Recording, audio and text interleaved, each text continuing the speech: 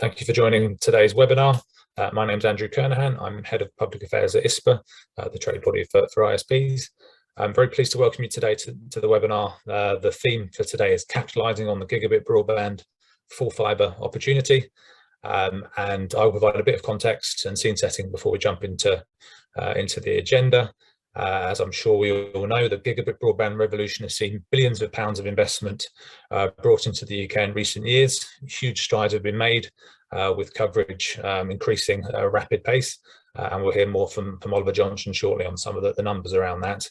And there's big demand for fast, reliable broadband as we live our lives increasingly online. But there's more competition for customers. There's still a lot more ground to cover in terms of the rollout. Take-up rates for some providers in particular remains stubbornly low, and most customers are quite happy on an FTTC solution in a market dominated by large household names. So the question for today is, how can we capitalise on the opportunity to increase take-up and make the most of the investment? In today's packed hour session, we'll get some insight on the state of play from Oliver Johnson from Point Topic. We'll hear from a company helping improve the in-home experience. ISPA partner RouteThis will be presenting afterwards, and then we'll be joined by a panel of industry experts to discuss and explore this in more detail. First, just a little bit of housekeeping. We will be taking questions as we go through and posing those to the appropriate speakers as appropriate. So at the end of Oliver's and Jason's presentation, we'll take a few questions, and then during the panel discussion, we'll take them toward the end once we've gone through some questions that we've discussed in advance. The webinar is being recorded and will be made available afterwards, but that's all the boring housekeeping for me, so I can, on time as well, in fact with a minute to spare, hand over to Oliver Johnson, CEO of Point Topic, to provide an update on where we are in what is a rapidly evolving and growing market. So Oliver, over to you. I know you've got a few slides. Thanks, Andrew, and yes, good afternoon, everyone. Thanks very much for the time. So I'll clip on just to say that quite happy for Andrew or ISPA to share the presentation if you want to have a look at it in any more depth or at your leisure. So just contact them and they can forward on a copy. And we'll see if we can share this seamlessly. Hopefully everybody can see the opening slide. Somebody give me a shout if not. But yes, so I'm Chief Exec at Point Topic. We're a UK-based analyst house, fixed broadband, from global to local, so to speak. And I'm going to give you just some idea of what's happening out there in the world. So deployment progress. Deployment progress. The graph is FTTP premises passed from September last year through to August data, which we've fully cleaned and processed. And at the bottom, you've actually got some more up-to-date stuff from our data partners at Think Broadband. But as Andrew says, you can see Gigabit is certainly spreading through the UK pretty rapidly. FTTP in itself is moving onwards and appears at the moment to be hitting the targets as far as we can tell. If you extrapolate this line forward, and the blue line is all FTTP, and the orange line is the alternative network operators. If you extrapolate it forward, it's about 3 years to 25 million altogether, everyone together. Openreach, December 26, I think they're talking about 75%. That looks reachable on the build rate at the moment. And from what we can see, a lot of the altnets are doing pretty well. It's not quite so easy to get full timelines from them, just because they're kicking off at the moment. So check back later for the full story, but it looks reasonably healthy. The money's going into the ground. People are getting past the households. And you can see full fibre, over 40% of UK premises can now get it from somewhere. But where isn't it going? So this is August data, and what this map shows is the quintiles, the 5 divisions in terms of percentage of households without an option gigabit. So the green areas up to about 12% maximum in those areas that don't have access to at least one option for gigabit supply. And in the expected areas around London, bits of the South Coast, Milton Keynes, going up through bits of Kingston, obviously, South Tyneside, and I think, without further checking, but I think that's primarily down to Virgin Media coverage. You've got the Scottish conurbation, or the megacity, spreading across there, so Edinburgh and Glasgow and points in between, and a little bit for the oil industry up in Inverness as well. But by and large, Scotland still has quite a challenge to face, and Northern Ireland doing not too bad, courtesy of Openreach and Fibrous, it has to be said, as well as some Virgin. But the blue areas are obviously going to be problematic. Number of reasons: geography isn't easy, sparse populations, legacy issues with supply, backhaul. But we're expecting this picture to change over the coming months, obviously, and you'll see London filling in a bit more as some of the operators there start to really switch on the areas that they're digging or have been digging recently. So that's the picture, and hopefully, like I said, that gives a reasonable visual cue to where you might or might not want to deploy in the future. Adoption rates, yes, again, not an exact science yet for all the operators. Partly some of them, or quite often some of them, aren't subject to the same reporting strictures as many of the large public operations. So getting subscriber numbers is a more of an analyst work than necessarily just copying and pasting from annual reports. But ISP, and bear in mind, this is against the background of rapidly expanding networks. So this is number of subscribers over premises passed. But if you've recently passed 50,000 premises, it's going to take you a while to achieve market share. So while some of these might look a bit low, bear in mind, some of them, certainly ISPs A and B, who are relatively new, 1 or 2 years into their cycle, typically they're going to be urban with not much rural involved, but they're starting to pick up market share in their areas. ISPC is a London one, who again, very rapidly growing footprint, but they're deploying in some pretty premium areas, and they've also got a lot of money behind them. But they're starting to pick up decent bits of subscribers from what we can tell. D is a much more established gigabit supplier, very focused on particular areas. You'll probably be able to guess who it is from the description, but I just don't want to put names to it yet until we've validated some of our numbers. So unfortunately, you'll have to make do with hints for the moment, but there aren't many candidates that fit that one. Openreach, just from their numbers, you can see the sort of FTTP that they're wholesaling against the premises passed. Virgin Media with their current share across the UK. And then you've got ISPE, and this, again, you can probably guess who this is. They're essentially a monopoly supplier, but they've achieved decent penetration. I mean, they're starting to expand their network again. So again, their numbers are growing on the numerator rather than the denominator rather than the numerator. Nonetheless, it's certainly possible to sell your customer base FTTP. But Andrew's right, there is going to be some stickiness for sure going into the future on FTTC. We also do some forecasts here at Point Topic. This is from a model where basically we just took everybody at their word and let it run. And what this does is count the number of gigabit operators that you will have for LSOA in the UK in 2025 and 2030. So along the bottom you've got, and this is averaged across the LSOA, but along the bottom you've got the numbers steadily increasing. I mean, by 2025, we're expecting to see some LSOAs with, according to people's plans and expected strategies, 7 or 8 actual gigabit suppliers in that area. Roll it forward to 2030, and you can see that number increases. And indeed, the number with 3 or 4 or 5 is kind of becoming the dominant market, or the market conditions you might expect. Not necessarily an unsustainable number, but you know, there's plenty of competition out there.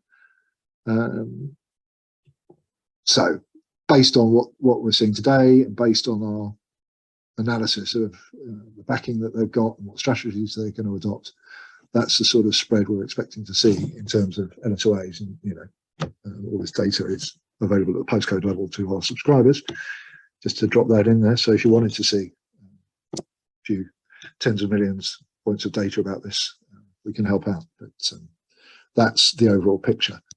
Doesn't seem to be sustainable.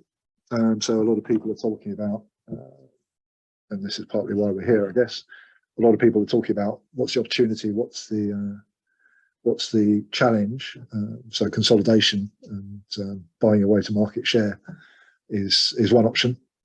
Snap up those that marry well with your network and start to add to your footprint that way.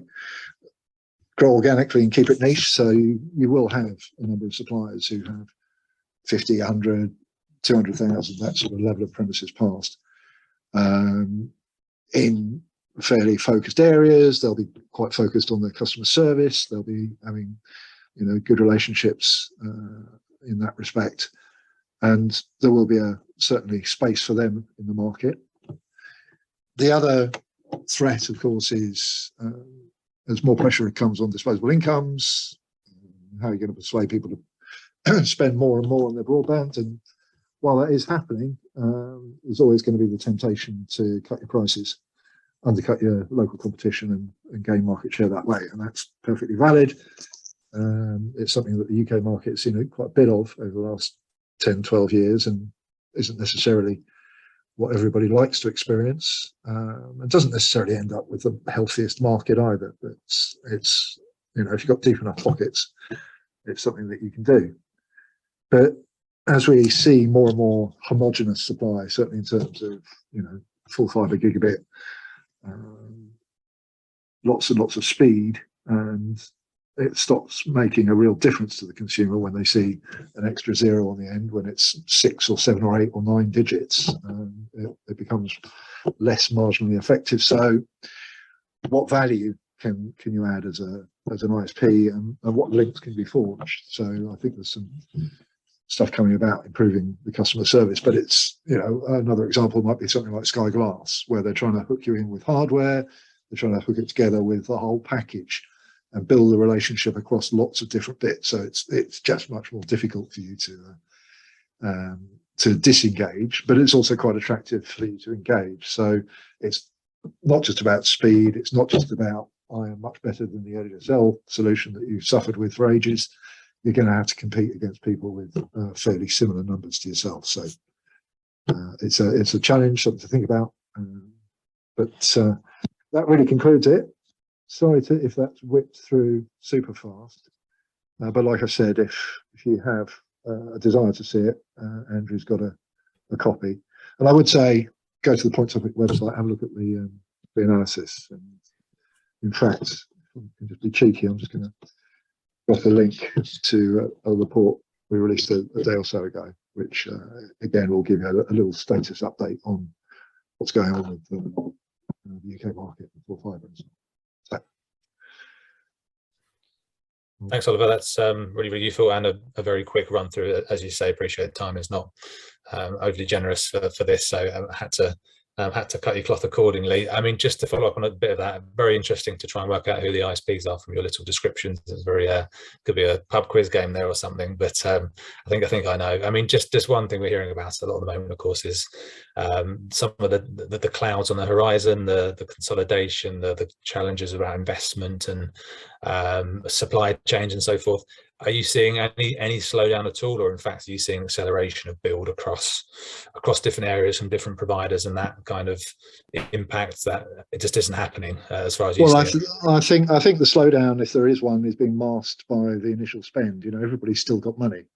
You know, the business plans make sense 12, 18 months ago when you locked the financing in. So you've got to spend it. You've got to go and do it. Certainly not everybody's having the easiest time with supply chains, staff are hard to get, all the old stories, but overall, for what we can tell, they're doing what they said. But like I said, it'll take us a few quarters to really get some decent timeline out of particularly the smaller providers, so we can start to see if their rates are stacking up against what we're expecting. But yeah, I'd say at the moment it's reasonably healthy.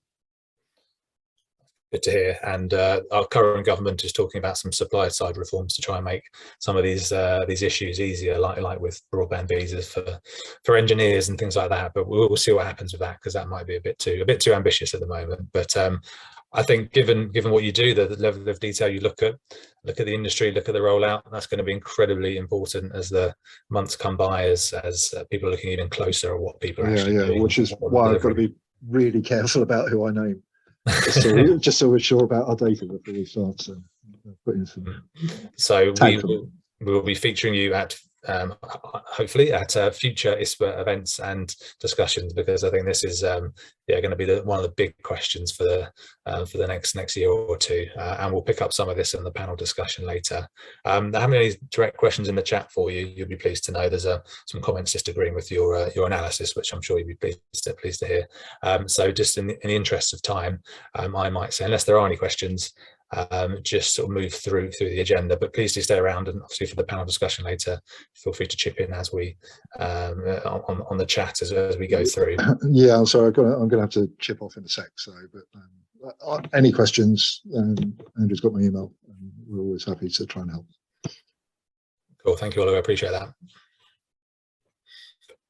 Just moving through on the agenda, and we are almost at time. I'm very pleased to introduce our next speaker, which is Jason Moore, the CEO of RouteThis. RouteThis are our latest ISPA partner and a network connectivity support platform who help with in-home Wi-Fi connectivity, diagnostics and performance and efficiencies. And I won't steal Jason's thunder and allow him to explain himself properly. But obviously it's a live issue, something which has come up in many of our events and discussions in the past, how to improve the in-home experience and have happy customers. So over to you, Jason. I know you've got some slides you're going to take us through as well. Perfect. Yeah, and thank you to ISPA for having us today.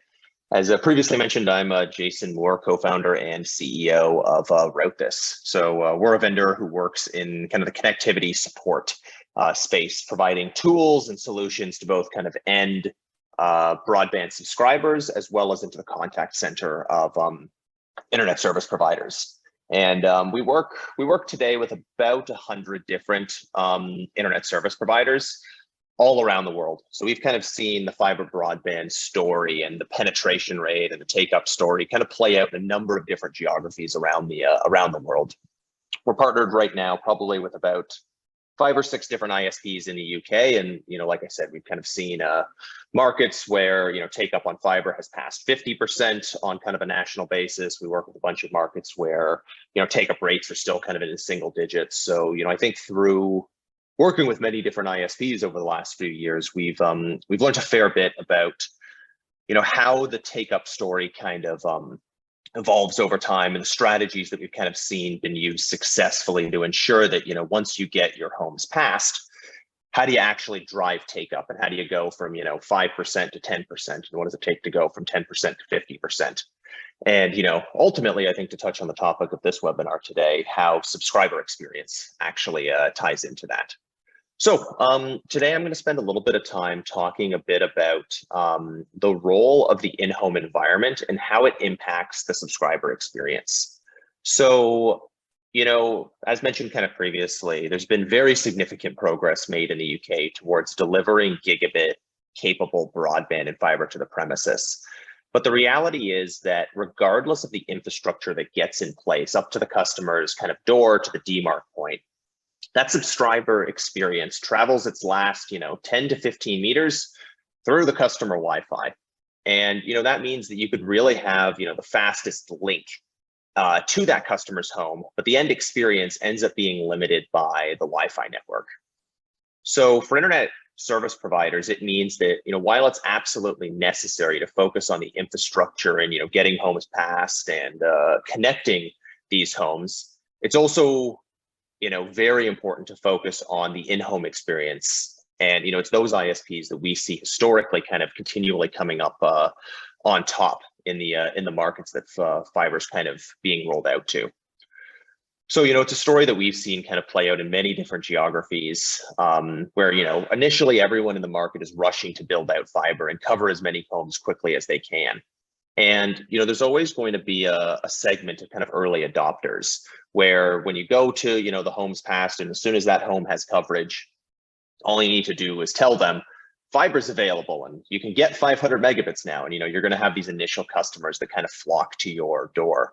But eventually what happens in these markets, and I'm sure, everyone here's, started to see this already, is you sign up all of those customers. And next you're going to find yourself trying to convince all the customers who really don't understand the difference between 500 megs, 50 megs, and 5 megs at the end of the day. And those are the customers you need to win, and you need to start, really delivering a materially different experience on all of the end devices that they use today, so that they could feel and understand the difference that fast speeds are going to make on, their streaming TV box, on their PlayStation, on their laptop when they're working from home, things like that.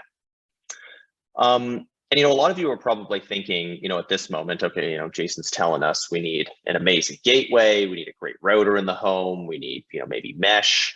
And, while I think all of that's certainly true, the reality is that getting customers great end device experience is more so about customer education in our experience than it is just the hardware in the home. It's, how do you do that really well without having each of your support agents spending thousands of hours a month helping your customers to troubleshoot Wi-Fi issues?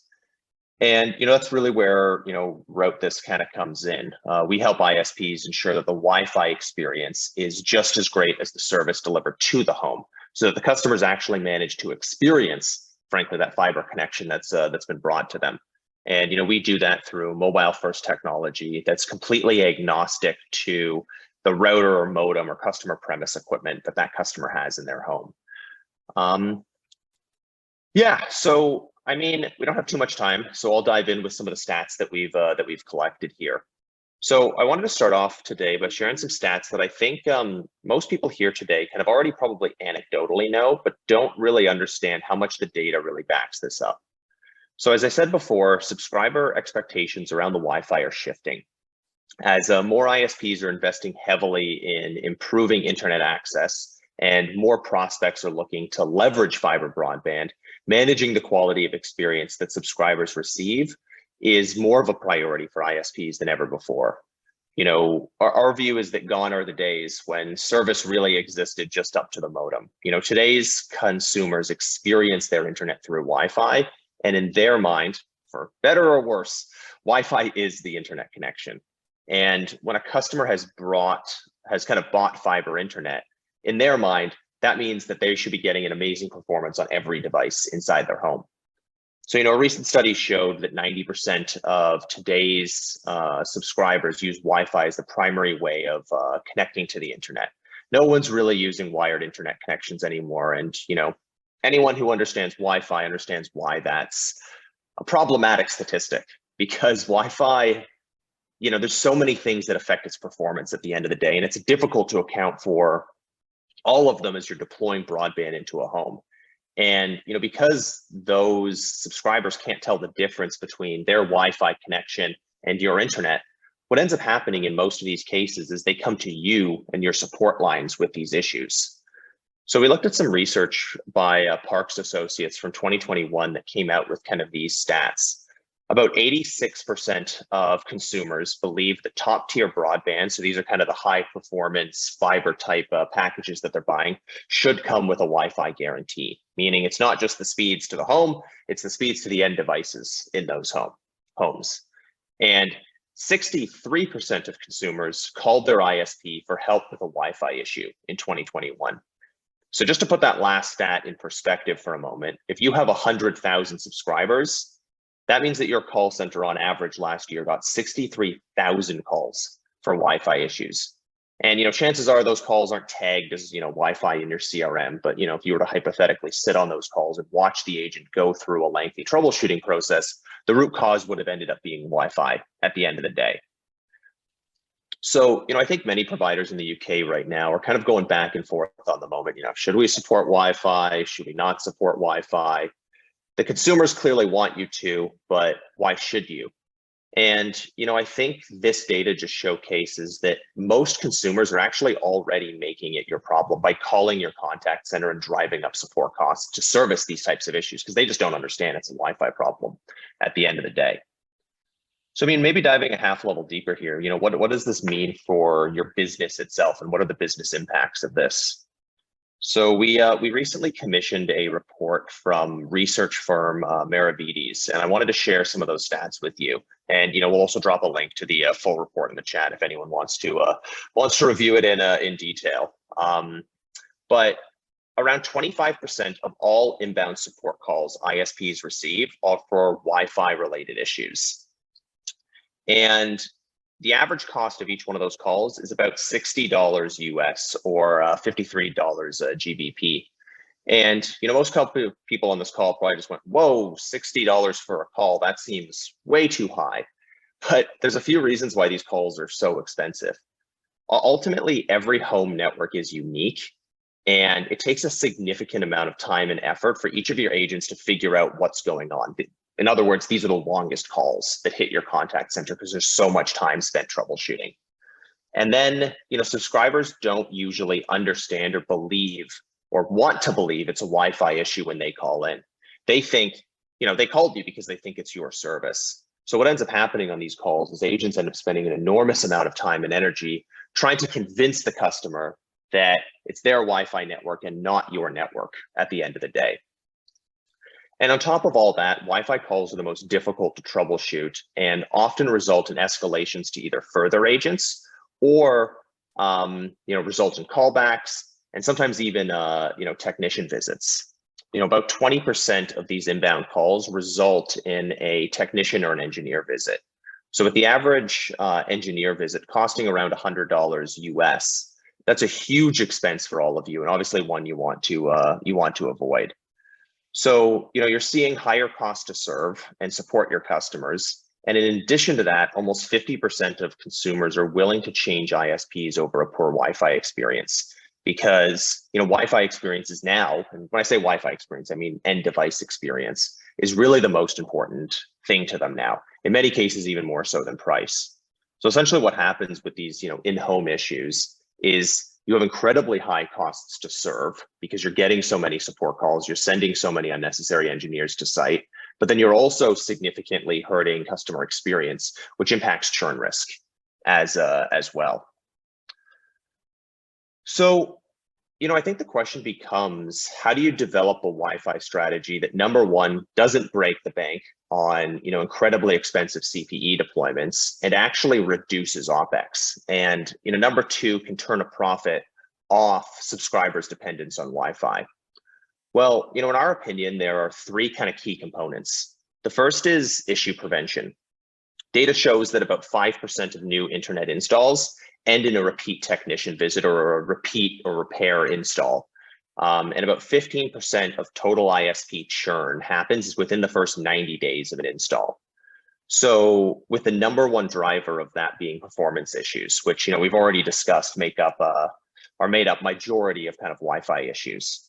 So it's clear that the install process needs to be a focus. So you need to make sure that technicians are not just setting up the network connection correctly, but also taking time and attention to set up the Wi-Fi network in a way that'll prevent the majority of Wi-Fi issues in the first place.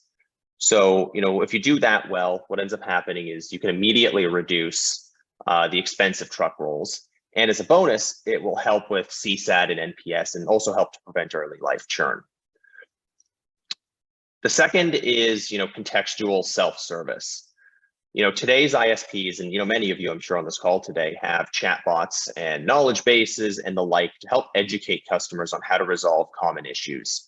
But the challenge is that, in our experience, they're not contextualized. They don't identify the customer's exact issue and tell them how to solve it specifically. If you go to the average ISP FAQ page today, troubleshooting Wi-Fi, it's often a list of 9 or 12 or 15 different things to kind of check. And the challenge is the average consumer probably doesn't understand half the words in those FAQs. when you're troubleshooting Wi-Fi issues, it's very important to get down to the specific root cause of that issue and give the customer, kind of in layman's terms, the specific one thing they need to do to resolve that problem. And then, the last piece of profitable Wi-Fi is informed or knowledgeable agents. Between high turnover in support centers and, just the general complexity of home networks, it's extremely difficult to guarantee if a Wi-Fi related call does come in, the agent that answers that support call has the knowledge to both troubleshoot the Wi-Fi issue and identify upsell opportunities. It's difficult to do that when you hire 5 agents, let alone when you're trying to do 20 or a few hundred, depending on your size. It's just impossible to get that process kind of right at scale. So you need to ensure that the tools that you equip your agents with give them, the right information to troubleshoot these types of issues, but, also can guide the agents through resolutions in a way that, any agents, especially with some of the staffing shortages I'm sure many of you are going through, can resolve these issues quickly. So, we at RouteThis a number of years ago kind of set out to solve these problems. And, our view was that consumers were going to put pressure on ISPs to support Wi-Fi issues because that's ultimately how consumers were going to experience their internet. And, attaching a solution to a high-end CPE where 30 to 50% of the CAC might go to hardware costs of that device alone wasn't a sustainable model. If ISPs were going to stay competitive both on price and experience, they were going to need a light solution that could help them to support Wi-Fi issues without dropping, $50 to $90 for a customer on a new CPE, plus the software costs on top of that. So what we aim to do was kind of create a ubiquitous software layer that could help an ISP to support everyone inside the customer base, regardless of if they bought the CPE from you, whether they brought their own, or they put a different CPE in front of yours. One lightweight software application that could go in over the top and save you, all of the costs we just talked about without the heavy cost of CPE type platforms. So, the way it works is we started by creating a foundation of consistent diagnostic data across all devices, networking equipment, and home networks. And essentially we do this today through our mobile-based applications, which essentially act as a probe into the customer's home network, collecting hundreds of data points on that customer's home network. The data from all those different devices is then interpreted in our cloud, where we essentially create a consistent view into the home network of your consumers, regardless of the home setup and what CPE they have. And then, we take that diagnostic data and we feed it into our products, so it's actually useful. So, what we did is we take this data and then we make it available to technicians so that, as they're going in and doing the initial kind of install, they have the tools they need to optimize the Wi-Fi network. So, you can understand that when a technician is going into the home, is that customer going to have an amazing Wi-Fi experience when they leave? What's the Wi-Fi coverage going to look like? Are they going to get Wi-Fi on all their devices? For our self-service tools, it goes beyond just generic FAQs. What we try to do is replicate an agent's troubleshooting capabilities in an app by pulling real-time home network diagnostics and surfacing them to customers in an easily digestible way so that they can resolve these issues without contacting your support team. Picture a button that a customer can click whenever their Wi-Fi isn't working, and it'll tell them what they need to do to get things back online without ever talking to an agent. And in a perfect world, home issues would end here, but there's always going to be customers that want to talk to agents. And that's where our agent dashboard comes in. It gives agents, regardless of how tech savvy they are, the tools they need to not only get visibility and insight into the Wi-Fi, but also pointed resolution steps so that agents with even a limited technical background can resolve these issues as effectively as your best, tier 3 or NOC technician can. And in addition to that, our agent dashboard also highlights those opportunities and helps agents to communicate the benefits of upgrading from, a copper plan into a fiber plan, or, taking you up on a mesh offering you might be selling, and so on. Yeah, so, as we've been talking about, there's some pretty significant benefits you can realize should you get the in-home support strategy right. You can see a 45% reduction in inbound Wi-Fi calls, about a 20% reduction in handle times for Wi-Fi support issues. Unnecessary technician visits or engineer visits can fall by up to 50%.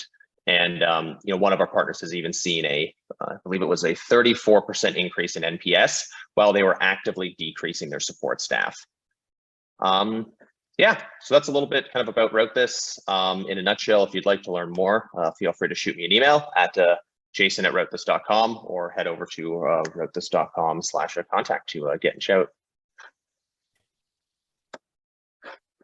Well, thank you, Jason. In the interest of time, we will park any questions to the panel discussion, which we will kick off with now. So thank you for your presentation. This will come up during the discussions, and I'm very pleased to welcome our panel of expert speakers to the webinar now as well. We have Vicky Higgin, who's the Chief Digital and Information Officer from CityFibre, who I'm sure we know are a leading infrastructure provider with an ambition to bring full fibre to 8 million homes by 2025. We also have Ilan Scorah, the Head of Strategy at Voneus Broadband, a vertically integrated rural-focused altnet that focuses on hard-to-reach communities. We also have Joshua Greedy, Head of Marketing and Business Development at Airbroadband, a full fibre retail ISP that utilises a number of different infrastructure providers. Joshua termed this as an alt ISP in our prep call, so we'll see if that catches on. And of course, Jason Moore from CEO of RouteThis, for no further introduction required, I think, for Jason. So just jumping straight in into the questions, and I'm going to go to you, Jason, first, which is just around data and the user experience. I mean, with vastly improved infrastructure, as we've been talking about already, are providers using data sufficiently to improve the customer experience? And if not, what are the barriers? Yeah, no, it's a great question. I think right now there's when it comes to the actual network health itself. So, we kind of think about it, how much does an ISP understand about the experience the customer's getting, from the network itself, and then how much does the customer understand about the experience they're getting kind of past the modem or router into the kind of the home, and what are the end devices seeing? And, I think in both cases, you're starting to see lots of data emerge. And the problem to some extent isn't, anymore, we don't have enough data. The problem's, I think, pretty quickly becoming, how do you take all this data that you have and how do you turn it into better experiences for the end consumer? So, how do you understand proactively that a customer has just had a terrible experience on, a smart TV where they're trying to watch Netflix? My view is that represents an amazing upsell opportunity where you can go into that customer, and if, part of the reason they're having that problem is there's 5 people trying to watch Netflix at the same time. Well, that customer is a prime candidate for fiber at that moment. So I think, what we're seeing emerge, and I think we're seeing this emerge, in every geography, is it's becoming less about just getting data and more about how do you use that data to create meaningful customer experiences that can actually drive uptake rate of fiber services.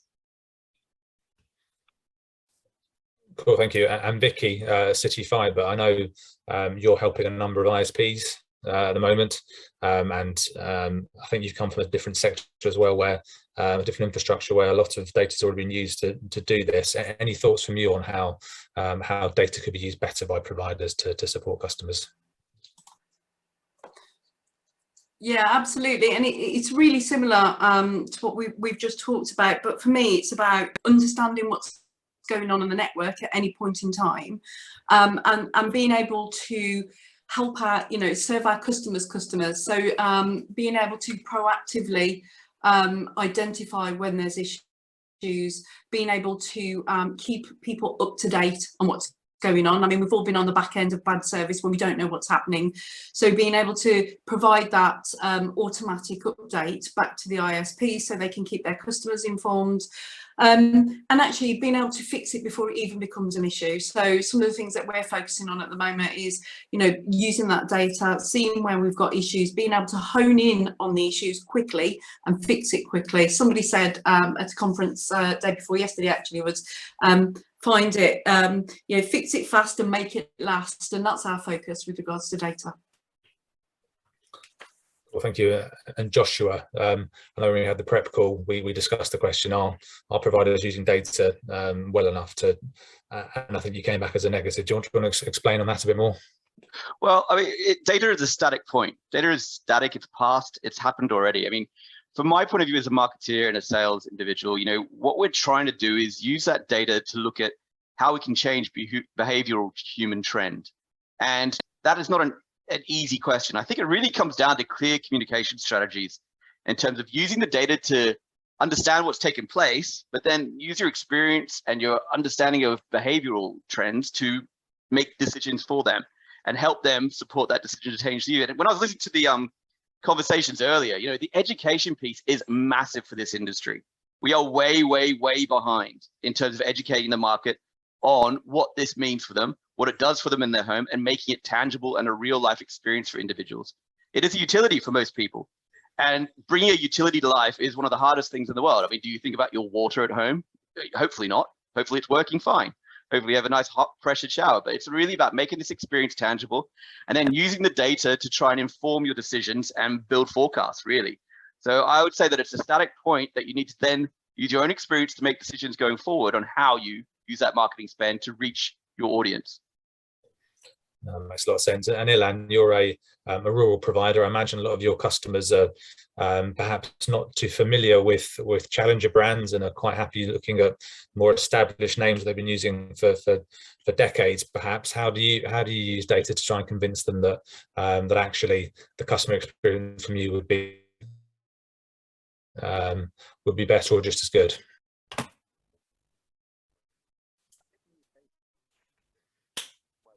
Struggling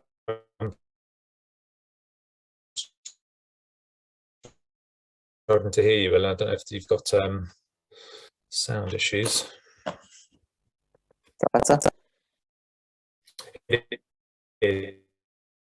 Yes. It is. Okay. Can you hear me?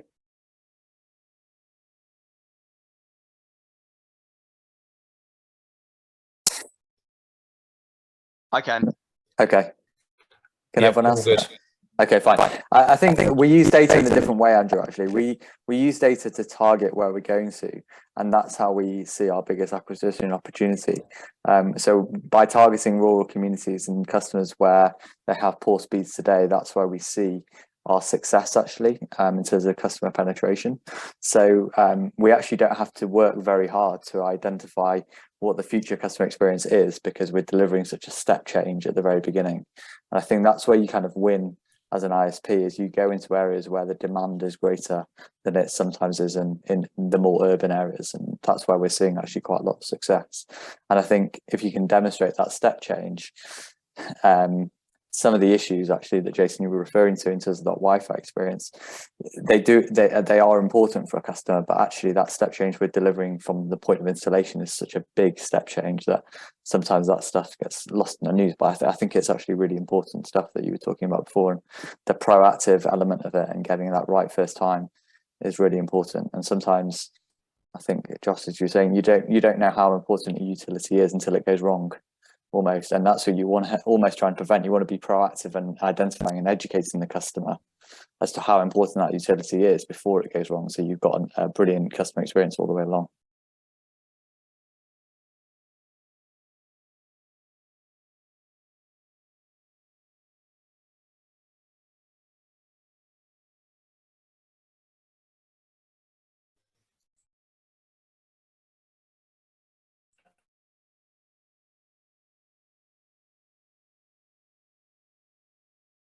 Andrew, you there?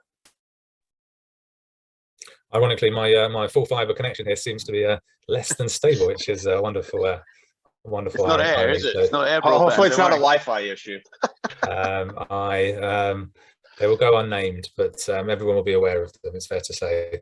So hopefully it holds up, and could be a Wi-Fi issue, which is yes, even more ironic. So there we go. But sorry, and I was just saying, how do you go about trying to demonstrate that to an audience that perhaps isn't overly familiar or necessarily with the power that upgraded step change in broadband could bring? Again, I mean, we probably use the same techniques that everyone else is using in terms of, this is the speed we can provide you, and these are all the things that you can do with it.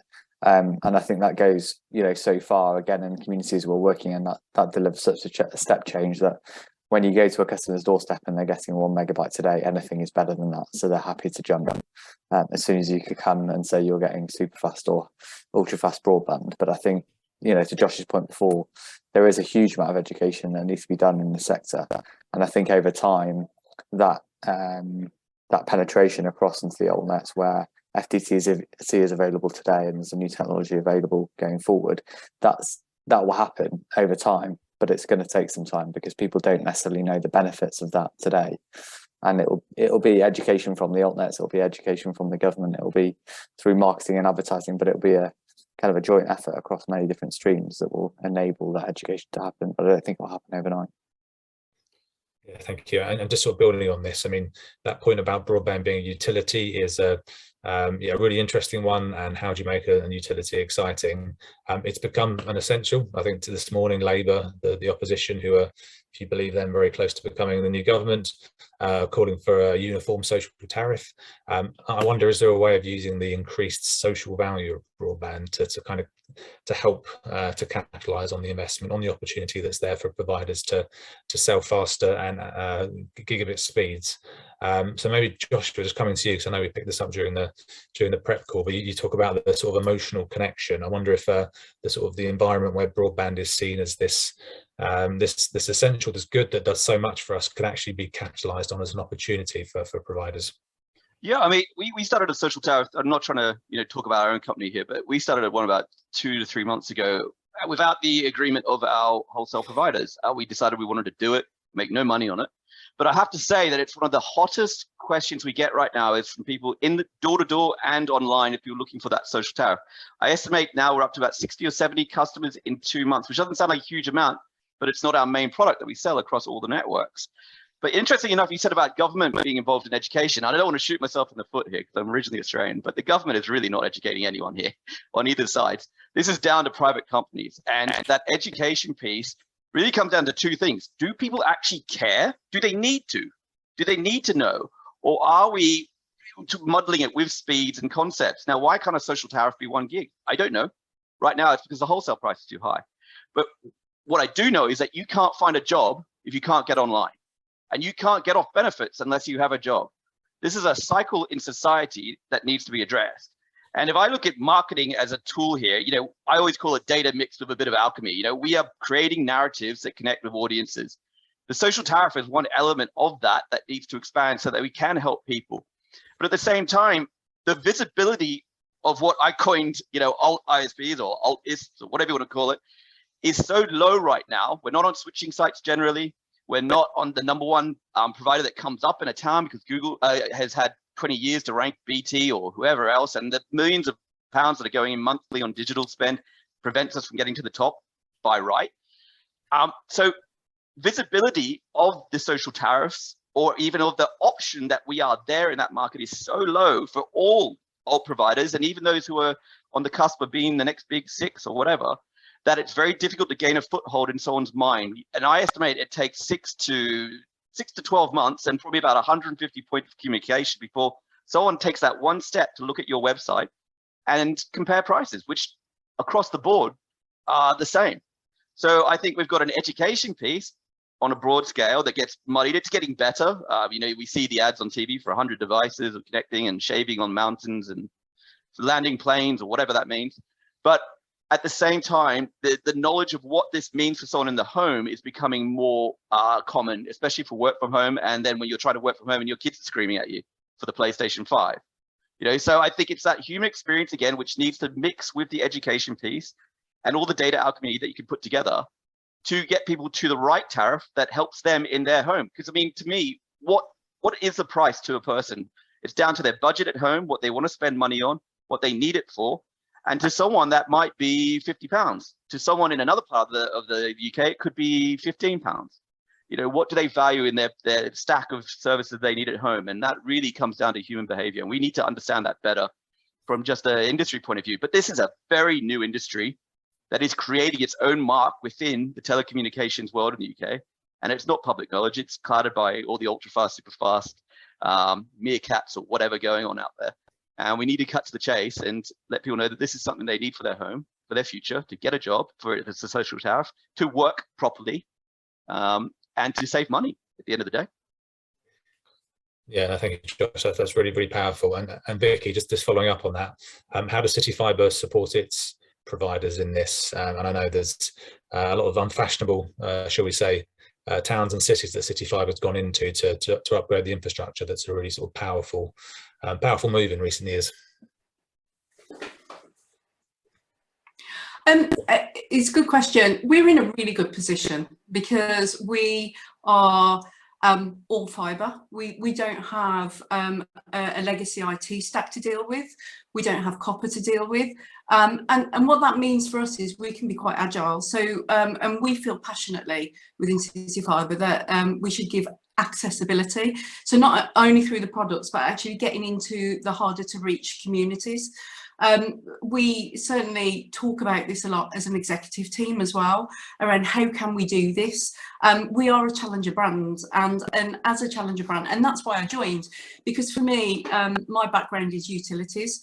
I really think it's important that we build something for UK PLC, and our values are around leaving a legacy. We talk very much about how can we do things rather than why we don't. And we're also very proud about the fact that by us being like that, it drives up, it drives the competition to do that too. So any incumbents that actually didn't need to put fibre in places in the past, we're kind of making them do it, and we're very proud about that. From our perspective as well, you know, we can offer products that are probably better priced because we don't have that IT legacy stack. We don't have loads of people trying to support old ways of working, old copper, that kind of thing. So the economics work really well for us. So we can offer those better products as well. And again, you know, our people are massively passionate about giving our customers better service because they deserve it. One thing that we used to do actually when I worked in utilities industry, where people didn't have a choice and the regulator used to drive us to behave like there was a choice, was treat our customers like they have a choice, because when they do have a choice, people will move, and that's come out clearly today. Thank you, Vicky. That's really interesting. I mean, Jason, just sort of kind of following up on this and for your presentation, do you see the in-home Wi-Fi experience becoming more pronounced in a sort of full fibre world compared to an FTTC, or actually is full fibre working so much better that it's less of an issue? He says on a full fibre connection that went a little bit wrong. Yeah, I mean, like I think a great example, not to pick on you, Andrew, is what just kind of happened on the call here, right? Like you can have a full fiber connection coming into the home, but if stuff falls down in the last, 5 meters or 10 feet or whatever it might be, that's the experience the end consumer has, right? And, I think everyone's kind of touched on this on the call today, but increasing amounts of people are working from home, and it seems like, there's certainly an aspect of that that's kind of here to stay. So, I think everyone, like the average consumers, just come to value stable and reliable internet that works all day long without glitches as what they want. And really, I think the providers that focus on doing that well will garner market share, because they'll just gather a reputation for being the one where it always works. It is that utility. It is like water, where you don't even have to think about it anymore. And I think that's key and crucial. And, I think you have to think about the kilometers leading up to the customer's home, as well as that last, 5 meters in the same way. Because if either one of those breaks, the experience is still damaged in the same way. So, I mean, our view is in-home experience is just paramount for fiber, especially because as soon as someone goes from, FTTC to FTTP, their expectations go up as well. They've gone from paying whatever it is, £15 a month to 50, and now they want more for it. Yes, I know the feeling. Just conscious of time, but I'm going to sort of overrun slightly just because there's a useful conversation here. Question for the two ISPs here, particularly. So Ilan and Joshua, value-added services. Lots of discussion about what an ISP might be in the future. Obviously, there's triple and quad play quite well established here in the UK. As altnets, how do you, or alt ISPs even, how do you see the value add play for you? Is it crucial, or is it are you going to focus more on just delivering good fibre broadband? I think, Andrew, our focus at the moment is just providing high quality, fast broadband. But there's no doubt that when we come into interaction with our customers and we're trying to sell to them, the quad and triple play solutions that they have today is an obstacle for acquisition. So typically when you're talking to a customer who has BT Sport or Sky Sports, etc., that is a barrier to entry for us. So we do need to tackle that. But I think the options are fairly limited for us at the moment in that space. So as I said, our focus today is on broadband, but we are under no illusions that as we go forward and we try and retain and acquire a bigger customer base, that we'll have to play in that market. We're just not sure exactly who to do it with and how, but it's definitely going to be a partnership route. It's not going to be led from within. It's going to be amongst a set of partners who can deliver the best of everything for us and for our customers. Thank you. Yeah. Josh, Oh, sorry, I didn't mean to cut in there. I mean, I completely agree with the service provision. We offer TV as part of our package. We started doing that 3 or 4 weeks ago. And I agree with that point that it is a barrier to individuals. I guess in my view, marketing wise, we want to create that experience with the broadband service. And the retention is definitely a big part of that value added thing. But I guess in a theoretical way, what I'm thinking about is where do we go next in this new market? How do we establish a new set of products and services? And how do we bring value to individuals by reducing the number of subscriptions, which I've done personally myself recently by cutting down all the other Amazon Primes I used to have. And then how do we embrace the connected devices that are within people's homes, connecting their dryers and toothbrushes and all sorts of things through the Wi-Fi, not the broadband, the Wi-Fi. And that is crucial to what Jason was saying before, because no one interacts with their broadband. They only interact with their Wi-Fi right now. So to me, and us as a company with Airbroadband, we are always thinking about where do we go next? How do we innovate? And how do we create a new type of experience for individuals? I don't have the direct answer right now, but I do think value added benefits provide a much better marketing narrative for connecting customers and providing them with great support as long as your customer support backs that up. And I do think in the future, there will be avenue for this, whether it's controlling your lighting or heating is not something I'm 100% sure on, but what about home networking? If you are working from home, how do you cut your children out of that equation? You know, if you are working from home, how do you make sure everyone else's TV is working all right at night, and how downloading that show, or when you get the PlayStation game, it's not going to take 24 hours to update. You know, how do we make the home experience, or how do we support the requirements of the home experience better? And that is something we're looking at. We're beginning to expand in that area. And customers so far actually literally have been doing TV for 3 or 4 weeks. It's one of the #1 things from existing customers who are contacting us going, oh, now you're offering that, we're interested. Especially with cost of living crisis. You know, how do you bundle things together in an honest and appropriate way to improve the value of what you do for homes? But again, I go back to Ilan's point, you know, it's always the service connection. That has to be the core component that works brilliantly for individuals, and Jason's as well. If it's not reliable, you're dead in the water for all of that. Sure. And some companies offer mesh networks as an add-on, as a value add. Some of the bigger household names here. Is that something that Joshua, Ilan, you offer? Equally, does CityFibre encourage their ISPs to offer that as a way of, again, making a bit more money? Yeah, we offer a mesh solution today, which our existing and new customers take relatively well, which is good. And we also offer a VoIP solution. That might be a bit old school in terms of, you know, many people's opinions on voice and things like that, but actually a lot of our demographic and the communities we go into are still very reliant on that form of communication.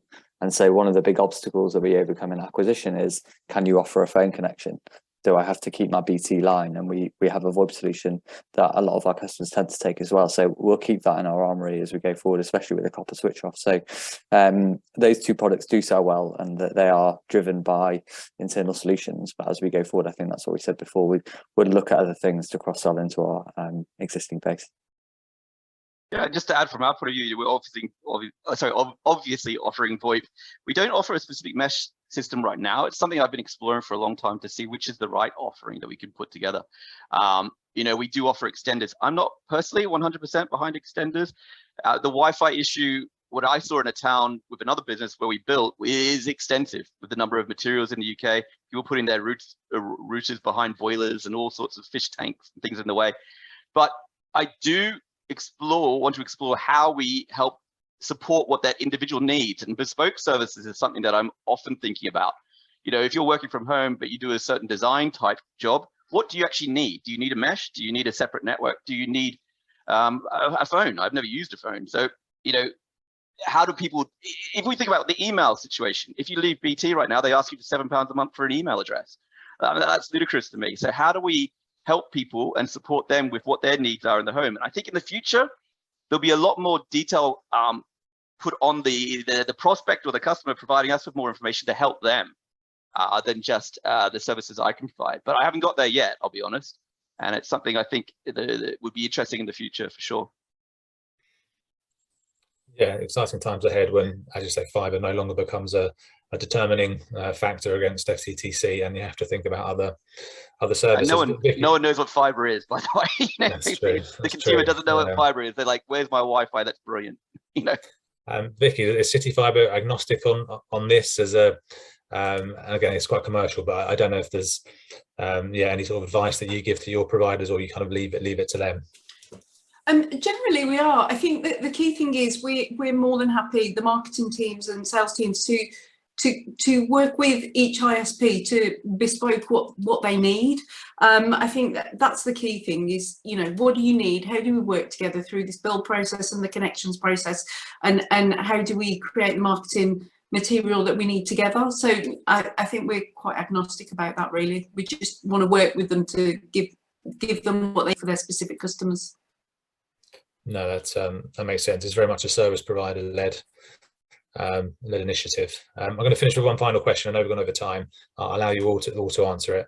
It's a little bit naughty of me, but I'll do this. Obviously, there's lots of dark clouds coming so we're hearing lots of consolidation, and how many numbers there will be in a few years' time, and no one really knows. But who do you think is best placed to come out the other end in a good position? A vertically integrated provider, a wholesale provider, or a retail ISP? Maybe I'll go to Ilan first on that and see what you think. So I think what were the three options? Retail, wholesale, or what was the first one, Andrew? And then a infrastructure. Okay, fine. So I mean, we're infrastructure and retail ISP, so we own the infrastructure and the customer, and we think we're very well placed, and other organisations who do the same are very well placed to see through this consolidation and kind of rise to the top in the future. And I think there's two aspects to that. Only the infrastructure is important, because you then understand and own the whole experience for a customer end to end. So that's really important for us. And we think also from a retail perspective, if you own the infrastructure and you're vertically integrated, then that value added connection you've got with that customer going forward is actually very important. So if we think about from an acquisition perspective, we can play with our pricing versus our speed portfolio quite easily, because our margin isn't really affected by the speed that we give to the customer, whether it's 100 megabytes or 1,000 megabytes. So when that comes to an acquisition conversation, or more importantly, actually retention conversation, if I've got a customer who's paying £30 a day on 100 megabytes, I can quite easily offer them 500 megabytes for the same price. If I'm working off Openreach's network, my margin erodes as I go up through the speed portfolio. So if we think back to the start of the conversation, how important retention is going to be in the future, we think we're actually quite well placed because of that vertical integration that we've got as an organisation. Thank you. Joshua, would you like to go next? Sorry, I was on mute. Yeah, I mean, it's interesting what you said there. You know, I don't think it's one type of business that's going to win out. I think it's going to be a combination of factors, but I do think if I go back to reliability and customer service, they are always the core components of any successful business in the future. I mean, I always like to back myself in terms of marketing, so I will, but I do think those who are taking on sustainable business practices will outlast this. And one thing I really don't like at the moment is the race to the bottom pricing, where people are looking at next month's volume only as their target and trying to boost these amazing numbers they've told their venture capitalists that they will deliver 25% next month, or 25% in 6 months. You know, that's not feasible for an industry wide, and especially when you start selling it at cut prices. To me, it's about fair price for fair product. And if the wholesale price is pegged at what it is, we have to make some revenue off it. And that's the only way businesses will sustain themselves without going bust. I mean, I saw it last week with another provider, ISP, that did go into receivership, and we were talking to their customers. Their pricing was all over the shop. And I think we need to think sustainably with some sort of patience in an industry that is really quite crazy at the moment. So I do think it's those that take a patient look at a long-term view of a sustainable for their customers, because if they go under, their customers do too. They suffer at the end of the day, and it has to be down to the core components of any good business. Reliability, great support, good pricing that's smart and works for everyone. Otherwise, we're going to have a bit of a bloodbath. I don't want to sound too negative, but it's a big game of thrones, isn't it? I'm sure there's room for all, and Vicky, you'd probably agree with that, I'm sure. Yeah, I'd agree with Ilan and Josh, actually. I think that it's not about the type of business. I think it's about your long-term planning. It's about how you're funded and making sure you're taking care, a bit like all of us, what we're doing in our own homes at the minute. If you run the business really well and you think longer term in this, I think, there will be survivors in this bloodbath. I think, who survives? It's the people that evolve and the people that are prepared to change, and customer care, for sure. If you are not reliable, if you do not care about your customers, you won't survive, because people will walk away when they have choice. So yeah, completely agree. It is a very competitive market, you're right. And Jason, final word to you. Yeah, no, I couldn't agree more. I think with the comments that have been made to this point, a couple of years ago, my perspective probably would have been vertically integrated retailer and infrastructure provider, because I think to Ilan's point, you can play with margins at that point. You got a lot of flexibility, but what we've seen in other markets, the retailers do incredibly well through ups and downs in those markets as well. And it's the ones who've done well. And there's a couple here in Canada that I think of as you guys probably don't follow the Canadian telecom landscape, but obviously the infrastructure side put a lot of pressure on the retailers, and the ones who focus on getting operationally lean and figuring out how to deliver amazing customer experience at excellent price points have done super well. So yeah, no, I think it's about understanding who you are at the end of the day and playing to your strengths. But I think operational efficiency and amazing customer experience, while not charging an arm and a leg for the service, is critical. And I think that's part of what we do at and focus on at RouteThis at the end of the day, is trying to figure out how do you get people self-serving, how do you get them fixing their own issues on their own, because many customers like that, frankly, at the end of the day. So yeah, no, I think there's room for everyone. But it takes the right playbook, I think. As an association that represents everyone, that's a very good closing message from everyone. So really good to hear that, and I couldn't agree more. So just calls me to say thank you to everyone for joining and your contributions today. So thank you, Vicky, Ilan, Joshua, and Jason. Oliver, I think, has dropped off, but thank you, Oliver, as well. Thank you all for joining as well. As I said, there will be a recording made available, and we will use some of this for social media and other good purposes. So do look out for that. Otherwise, thanks again, and hope we'll speak soon. Thank you. Have a good weekend, everyone. Take care. Thank Bye-bye. you. Bye-bye.